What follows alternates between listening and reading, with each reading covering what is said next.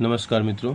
भारतीय ज्ञान परंपरा एक परिचय की पुस्तक से मैं ये शब्दों को ले रहा हूँ। तो आज का जो पहला मेरा वाचन होगा परंपरा शब्द का विस्तार। परंपरा शब्द का अर्थ और विस्तार। तो देखते हैं, इसको एक विहंगम दृष्टि डालने का प्रयास किया गया होगा, ऐसा मेरा मानना है। क्योंकि ट्रेडिशन प्रायः हम यूज़ करते हैं परंपरा का जो अंग्रेजी वर्ज़न है, किंतु कितना हम समझ पाए हैं। और मुझे निश्चित रूप से मैं कह सकता हूँ कि मेरे समझने का जो दायरा है बढ़ने वाला है इस किताब का वाचन और पढ़ने के लिए। एक बार मैं पूरा ये सारा वाचन मैं अपने स्वांतः सुखाए करता हूँ। तो अपने सुख के लिए इसको मैं लिखता हूँ। जो भी जानकारी मुझे मिलती है, नयापन लगता है कुछ या कुछ और, जो भी देखना चाहते हैं देख लें। लेकिन तो मैं किसी को कभी इसको बोलता नहीं हूँ लाइक सब्सक्राइब ऐसा कुछ करने के लिए, क्योंकि मेरा मोटो है ही नहीं कि स्वांतः सुखाए का है। ये मेरी मेमोरी कि स्कूल में मैंने क्या किया, ताकि जब मैं कभी रिटायर हूँ तो मुझे ऐसा लगे कि हाँ मैंने क्या किया, ऑनेस्टली क्या किया, न किसी को दिखावा, न किसी से अप्रिसिएशन की उम्मीद मैं करता हूँ, न किया हूँ। कई बार ऐसी चीज़ें आई जहाँ पर अप्रिसिएशन और इसकी संभावनाएं थी, लेकिन मैंने वो सारी चीज़ों को मैंने उससे दूरी हमेशा बनाए रखी। स्वांतः सुखाय की जो परंपरा है, जो सर्वे भवन्तु सुखिनः सर्वे सन्तु निरामया सर्वे भद्राणि पश्यन्तु मा कश्चित् दुःखभाग् भवेत्, यही भारतीय परंपरा है। दिखावे का कोई उद्देश्य कभी रहा नहीं बचपन से ही, इसलिए मैं उस चीज़ को तो चलिए खैर ज़्यादा विस्तार अपने से बुलाऊंगा तो लोग कहेंगे कि ... चलिए, परंपरा शब्द का अर्थ और विस्तार। परंपरा शब्द का अर्थ अंग्रेजी के ट्रेडिशन जैसा नहीं है, पहले से ही ये देख लीजिए, एक नया दृष्टिकोण। परंपरा का अर्थ है परम के बाद परम, अर्थात श्रेष्ठ के बाद उत्तरोत्तर श्रेष्ठ। विस्तार। परंपरा का अर्थ है परम के बाद परम, अर्थात श्रेष्ठ के बाद उत्तरोत्तर श्रेष्ठ। ये शब्द देखिए कहाँ से भारतीय मानस में किस तरीके से शब्दों का घालमेल हुआ है। जब हम भारतीय परंपरा की बात करते हैं तो उसका अर्थ होता है कि उत्तरवर्ती का उत्तरवर्ती। जैसा कि विद्यानिवास मिश्रा जी को मैं जब नवभारत टाइम्स पढ़ता तो उसके संपादक हुआ करते थे। और ये मॉरिशस में एक हिंदी की और भोजपुरी की डिक्शनरी उन्होंने बनाया था मॉरिशस में। मॉरिशस सरकार के आमंत्रण पर राज्यसभा के सदस्य भी हुए। बाद में इनका देहावसान हो गया, एक एक्सीडेंट में जाते रहे। बहुत ही विद्वान व्यक्ति और सिविल सर्विसेज की प्रिपरेशन करने वाले लोग इनके निबंध को पढ़ते थे। तो एक बार दोबारा पढ़ना पड़ेगा। जब हम भारतीय परंपरा की बात करते हैं तो उसका अर्थ होता है कि उत्तरवर्ती का उत्तरवर्ती। जैसा कि विद्यानिवास मिश्र जी ने भारतीय परंपरा की बात करते हुए यह कहा था कि आगे या श्रेष्ठ से श्रेष्ठ। इसलिए परंपरा में पूर्ववर्ती का समावेश तो है, पर उससे आगे जाने की बात भी है। पूर्ववर्ती का सातत्व है, आधिपत्य नहीं है। ट्रेडिशन का अर्थ होता है ज्यों का त्यों हस्तांतरण। देखिए, परंपरा का यह अर्थ नहीं है। भारतीय परंपरा में ज्यों का त्यों से अधिक महत्वपूर्ण है पूर्ववर्ती के सातत्व में नए का अभिनिवेश, जिससे जीवन में नया रस पैदा होता है। परंपरा का यही काम भी है, जीवन में नया रस घोल देना। परंपरा प्राचीनता को हमेशा नया करती हुई चलती है, इसलिए वह परंपरा है। वह वस्तु स्थितियों, जीवन पद्धतियों, मान्यताओं, धारणाओं, रूढ़ियों, विचारों और संकल्पनाओं का यथावत रूपांतरण नहीं है। वह देश काल स्थिति के अनुसार अपने को नया करती हुई निरंतर आगे बढ़ती जाती है। भारतीय ज्ञान परंपरा में भी यही बात निहित है कि वह निरंतर प्राचीनतम ज्ञान को नई परिस्थितियों के अनुसार रूपांतरित करती हुई सृजनात्मक तरीके से उसमें सदैव कुछ नया जोड़ती हुई मनुष्य को आगे की राह दिखाती चलती है। जब हम परंपरा से जुड़ते हैं तो उसका आशय होता है कि अतीत से बढ़कर हम तक आई हुई ज्ञान की वह शक्ति जो हमें निरंतर बदल रही है, उससे जुड़ना और अपने भीतर की मृत और रूढ़ हो चुकी विचार सरणियों को नई आवश्यकताओं के अनुरूप रूपांतरित करना भारतीय परंपरा इन्हीं विशेष अर्थों में दुनिया की अन्य परंपराओं से भिन्न है। क्योंकि वह अतीत का बासी प्रस्तुतिकरण ना होकर उसका नया कायाकल्प है, जिसमें शरीर निरंतर नया होता चलता है लेकिन आत्मा सनातन रहती है। ट्रेडिशन शब्द के विनिर्माण में ट्रेड या व्यापार की भूमिका है।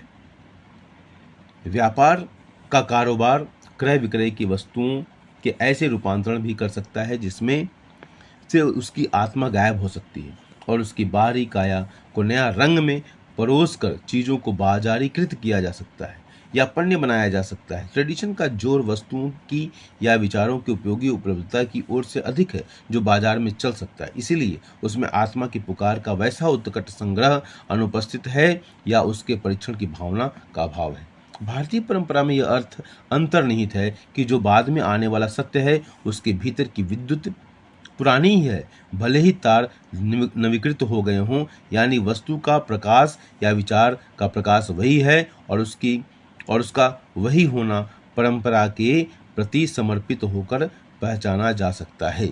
इसलिए यह पुराना होकर भी नित्य नूतन है, वह कभी पुराना होता ही नहीं।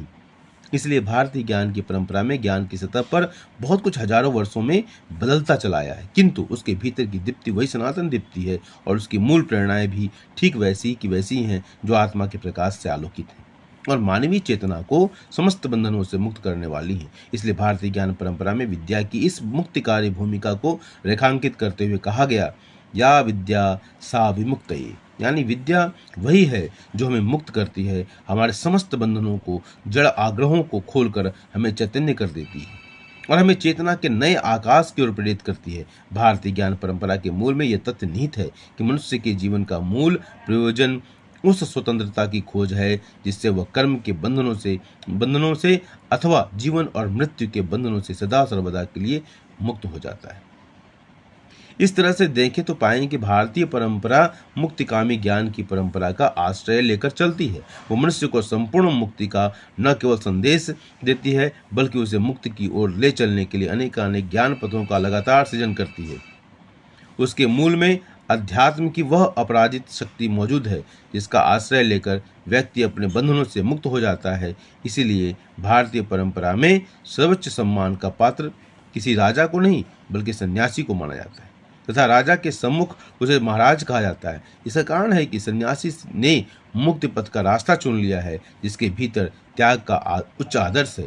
राजाओं में भी जिन्होंने त्याग के आदर्श का पालन किया है उन्हें ही सर्वोच्च सम्मान दिया गया है। राजा जनक इसके उदाहरण है। भारतीय महाकाव्य में रामायण हमारा गौरव ग्रंथ है, इसलिए बन सका क्योंकि उसमें सभी उच्च स्तरीय पात्रों के भीतर त्याग का परम मूल्य विद्यमान है जिससे मुक्ति का पथ राजमार्ग की तरह दिखाई देता है। और आगे चलकर महाभारत के भीष्म पर्व में अवतरित होने वाली भगवद गीता में इसी मुक्ति पथ को अनासक्ति योग के नाम से प्रस्तुत कर दिया गया है। जीवन का मूल आदर्श अनासक्ति है क्योंकि वही हमारे बंधनों को खोल सकता है। आसक्ति और ममता से संचालित होकर हम अपने जीवन में बंधनों को और गहराई करते हैं, उन्हें अधिक मजबूत बनाते हैं। इसलिए भारतीय परंपरा जीवन को सृजनात्मक रूप से खड़ा करने में जितनी उत्कट समर्पणशीलता को प्रश्रय देती है उतना ही महत्व वो उसके विसर्जन को भी प्रदान करती है। सर्जन और विसर्जन के संतुलन में अविचलित रहकर जीवन को साध लेने का विवेक भारतीय परंपरा का प्रस्थान बीज है। प्राचीन भारत के साहित्य में इस परंपरा का उल्लेख सर्वप्रथम वेदों के मंत्र संहिता भाग और उपनिषदों में दिखाई देता है। यह अत्यंत प्रारंभ से ही स्पष्ट हो गया था कि भारतीय ऋषियों और मुनियों ने लोकहित को परम धर्म मानकर ज्ञान विज्ञान की सभी शाखाओं का विस्तार किया। उन्होंने आधुनिक यूरोपीय सभ्यताओं से अलग अपने मूल्य रचे थे जिनके केंद्र में केवल मनुष्य नहीं बल्कि चर अचर जगत के संपूर्ण भूत और भूत द्रव्य समुदाय हैं।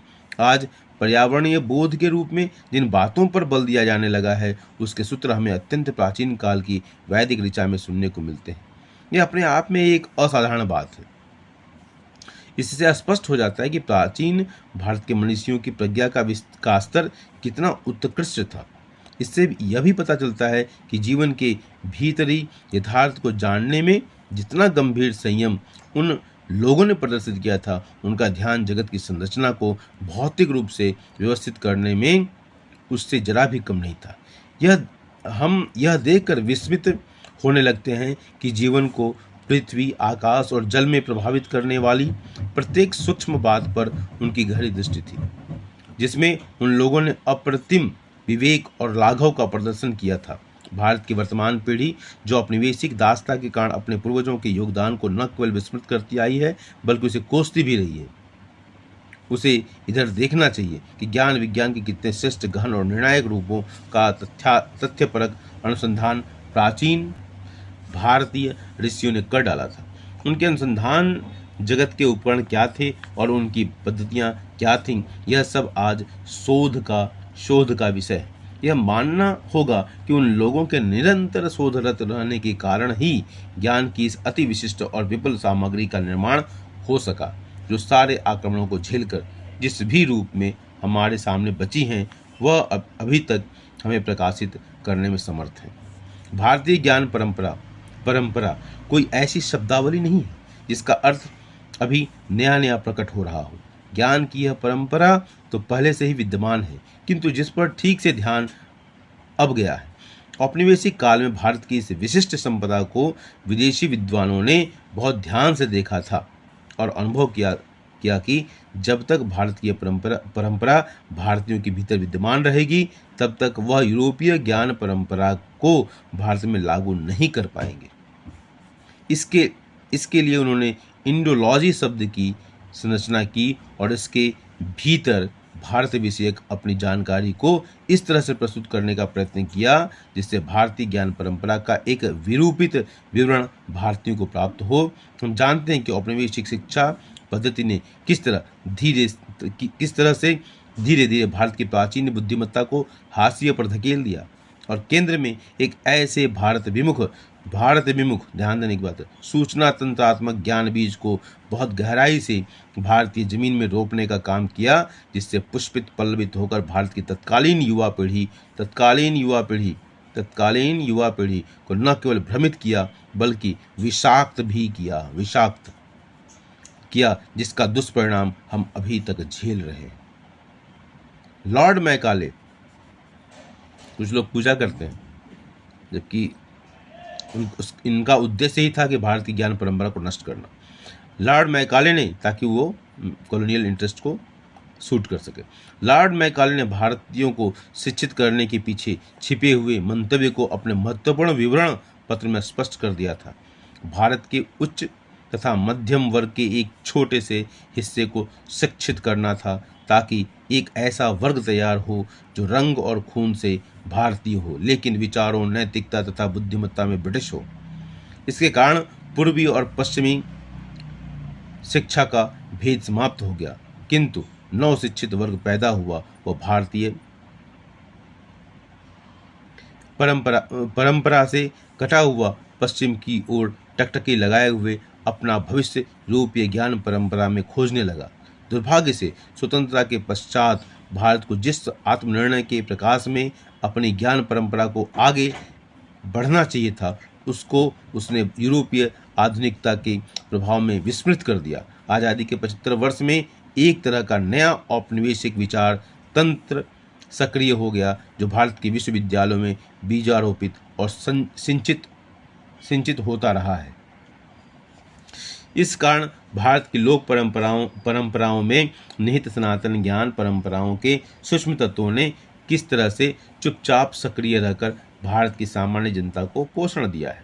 उसे भुला दिया गया, उसे पिछड़ेपन का प्रतीक बताया गया और उसका सामान्य उच्छेदन ही एक प्रकार से बौद्धिक कर्तव्य बन गया था। यद्यपि स्वराज की अवधारणाओं के साथ ही भारत की स्वतंत्रता संघर्ष के काल में भारतीय ढंग की शासन पद्धति की बात राष्ट्रीय नेताओं ने की थी, जिनमें बाल गंगाधर तिलक का नाम अग्रगण्य है, लेकिन स्वतंत्रता प्राप्ति के लक्ष्यों की शीघ्रता में उन्हें अवकाश नहीं मिला कि भारतीय ज्ञान परंपराओं को राजनीति में वह लागू कर पाते। इस काम को महात्मा गांधी ने अपने चिंतन के आधार पर प्रस्तावित किया, जिसे हम ग्राम स्वराज के नाम से जानते हैं। स्वतंत्रता की प्राप्ति के पश्चात भारत की राज्य व्यवस्था तथा अन्य कामों में लग गई और उसे यह अवकाश नहीं मिला कि वह महात्मा गांधी के सपनों के भारत का ढंग से महात्मा गांधी के सपनों के भारत पर ढंग से काम कर सके, बल्कि नई व्यवस्था में गांधी को शीघ्र भुला देने के सारे उपक्रम किए गए। इस तरह भारत की ज्ञान विज्ञान की स्वाभाविक परंपराओं को पीछे छोड़कर आधुनिक विकास के चाकचिक्य में खो जाने का सरल मार्ग अपना लिया गया। अर्थशास्त्र में मिश्रित अर्थव्यवस्था के नाम पर जिस तरह भारतीय विकास के प्रकल्प सामने रखे गए, उनका हश्र अंत में यही होना था कि हम पूंजीवादी अमेरिकी उदारवाद के पिछलग्गू बनकर रह जाएं। कम से कम महात्मा गांधी के चिंतन में दयानंद, विवेकानंद, रमन महर्षि, रामकृष्ण परमहंस, रविंद्रनाथ, गोपाल कृष्ण गोखले, बाल गंगाधर तिलक जैसे बड़े संतों और राष्ट्रीय चिंतकों की छाप दिखाई देती है। लेकिन स्वतंत्र भारत के नए उत्साही नेतृत्व तथा बौद्धिक जमात को आधुनिकता की हवा ने उन्मत्त कर दिया था। फलतः उनका मार्ग गांधी के मार्ग से पहले ही दौर में अलग हो गया। महात्मा गांधी ने सनातन परंपराओं की नई व्याख्या करते हुए सत्य और अहिंसा जैसे मूल्यों को अपने जीवन की धुरी बना लिया था और इसी रास्ते का नवीन परिष्कार करते हुए क्रमशः वह सविनय, अवज्ञा, सत्याग्रह और जीवन के 7 महाव्रतों तक पहुँचे थे। तत्कालीन भारत की संघर्षशील परिस्थितियों में रूसी क्रांति का प्रभाव पड़ने लगा था। पश्चिम में पैदा हुई साम्यवादी दर्शन के प्रभाव में भारत के नए समाजवादी युवकों ने, जिसमें लोहिया और जयप्रकाश प्रमुख थे, उसके भारतीयकरण की प्रक्रिया का शुभारंभ भी किया था। लेकिन उस वैचारिक प्रतिबद्धता के आर्थिक दर्शन में भारत की परंपराओं की सही व्याख्या संभव ही नहीं थी। दुर्भाग्य से भारत की स्वतंत्रता के पश्चात पश्चिम ढंग की आरोपित मनीषा ने भारतीय चेतना को उसके स्वाभाविक और सनातन मार्ग पर चलने ही नहीं दिया। परिणाम यह हुआ कि एक परकीय जीवन शैली वाली भारतीय परंपरा का नया नैरेटिव विकसित किया गया, जो न तो भारतीय थी और न ही किसी परंपरा की उत्तराधिकारी थी। इसका सबसे अधिक कुप्रभाव भारत के शैक्षणिक संस्थानों पर पड़ा, जिसे पढ़कर निकलने वाली पीढ़ियां मन और आत्मा से भारतीय परंपराओं से लगभग अलग हो गई थी अथवा एक तरह के सांस्कृतिक अलगाव का अनुभव करने लगी। इस विषय में भारतीय परंपराओं के गहन अध्येता धर्मपाल ने यह जोर देकर कहा कि नव उपनिवेशवाद की प्रवृत्तियों के शिकार बुद्धिजीवियों की संख्या भारत में 20% से ज़्यादा नहीं है। कुल मिलाकर 80% भारत आज भी अपनी परंपराओं में जीता है और सांस लेता है। इसलिए समस्या यह नहीं कि औपनिवेशिक मानसिकता वाले बुद्धिजीवियों के कारण हम अपनी परंपराओं का ध्यान छोड़ दें, बल्कि उचित तो यह होगा कि 80% भारतीय जनता को अब भी अपनी परंपराओं की नैतिकता से प्रतिबद्ध अनुभव करती है, उसकी हम खोज खबर लें और संभव हो तो अपने बल पर हम उस रास्ते को प्रशस्त करें। यही हमारे बौद्धिक श्रम की नई पहचान होगी। ज्ञान विज्ञान की भारतीय परंपरा। भारतीय ज्ञान परंपरा में भारतीय शब्द या पद एक विशेषण की तरह प्रयुक्त हुआ है, जिसका अर्थ है भारत में खोजी गई ज्ञान की विविध पद्धतियाँ और ज्ञान विषय जो हमारे जीवन को प्राचीन काल में संचालित करते रहे और वर्तमान में भी संचालित कर रहे हैं। भारतीय ज्ञान परंपरा में ज्ञान शब्द का अर्थ आत्म विषयक ज्ञान के साथ साथ वस्तु जगत के ज्ञान से भी है। भारतीय ज्ञानात्मक क्षमता को जानने के लिए उसके द्वारा हजारों वर्षों में खोजे गए ज्ञान की परंपराओं को देखना आवश्यक हो जाता है। ज्ञान विज्ञान का कोई भी ऐसा क्षेत्र नहीं है जिसमें प्राचीन भारत ने उत्कर्ष की सिद्धि प्राप्ति की हो। विराट ज्ञान की अनंत दिशाएं और उसके अनंत गुणों का जितना गहरा शोध और अन्वेषण भारत में दिखाई देता है, वह अन्यत्र अनुपलब्ध और दुर्लभ है। ऋग्वेद में सृष्टि विषयक ज्ञान को मंत्रों में इस तरह प्रस्तुत किया गया है कि उससे पूरी तरह डिकोड करने के लिए हमारी बुद्धि थक सी जाती है। हमारी वर्तमान भाषा की सीमा वहाँ तक पहुँचने नहीं दे पाती। 18वीं-19वीं शताब्दी में विदेशी विद्वानों ने अपनी औपनिवेशिक दृष्टि को विस्तृत करने के लिए भारत में अपना प्रभुत्व जमाने के लिए वेद, उपनिषदों, ब्राह्मण ग्रंथों और अनेक आनुषंगिक शास्त्रों का विधिवत उल्था करने का प्रयत्न किया। उसमें से तत्व की बात को उन्होंने छोड़ दिया और जो चीज़ उनकी औपनिवेशिक दृष्टि को संतुष्ट करती प्रतीत होती है, उसे उन्होंने खूब उभारा। ये बात हमारे जो ग्रंथ थे उसमें से तत्व की बात को उन्होंने छोड़ दिया और जो चीज़ उनकी औपनिवेशिक दृष्टि को संतुष्ट प्रतीत होती थी, उन्होंने उसे खूब उभारा।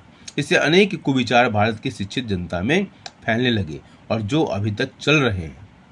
भारत की प्रति हीनता भरी दृष्टि लेकर कोई भी भारतीय मन अधिक उदार कैसे हो सकता है? उसे तो प्रतिपल यही ख्याल है कि जो कुछ भारत में है वह हीनतर है और जो विदेशी है वही श्रेष्ठ है। ऐसी स्थिति में भारत के साथ न्याय करने में यह औपनिवेशिक समझ बहुत नाकाफी सिद्ध होगी। उसे भारतीय ज्ञान परंपराओं पर भरोसा भी नहीं होगा, इसलिए इस दिशा में वह कोई नई और मौलिक व्याख्या भी नहीं दे सकेगी। इसलिए भारत के 9 अध्येताओं से अपेक्षा की जाती है कि वे इन विषयों का विवेकपूर्ण ढंग से अध्ययन करें और भारत विषयक प्रचलित अनर्गल बातों का सक्षम प्रतिकार करें। यह तो हमारा नागरिक कर्तव्य भी बनता है। हमारी परंपराओं ने हमारे जीवन मूल्यों की खोज की है, उन्हें संरक्षित करने की व्यवस्था की है, जिससे आगामी पीढ़ी इनको अपने जीवन में गर्वपूर्वक उतार सके। आज़ादी के प्राप्ति के बाद पश्चिमी ढंग से एक पिछली पीढ़ी के बौद्धिकों ने भारत के समग्र अवदान पर प्रश्न चिन्ह लगाया और उन्हें विकसित होने का अवसर ही नहीं दिया, जबकि भारत के लोक मन में शताब्दियों से वही भावनाएं आज भी दृढ़ता से चल रही हैं। इसलिए भारत की ज्ञान परंपराओं की एक सामान्य समझदारी हमारे समय की आवश्यकता बन गई है। इस क्रम में सबसे पहले वैदिक परंपराओं की बात की जाएगी। इससे बहुत सारे ऐसे विचार हैं जिससे मैं सहमत नहीं हूँ, या मेरी ज्ञान की कमी कह लीजिए, जो भी हो, जो हमारी सीमा से बाहर था। कुछ बातें इसमें ऐसी थी, लेकिन कुल मिलाकर मुझे बहुत अच्छा लगा और इसमें बहुत सारी नई जानकारियाँ मिली, नया विस्तार हुआ ज्ञान का। और आगे इस तरह का और वाचन करूँगा तो मुझे उम्मीद है कि मेरे ज्ञान का और विस्तार होगा। स्वांत सुखाय की भावना से मैं इसका वाचन फिर दोबारा नए लेसन के साथ उपस्थित हूँगा। तब तक के लिए धन्यवाद।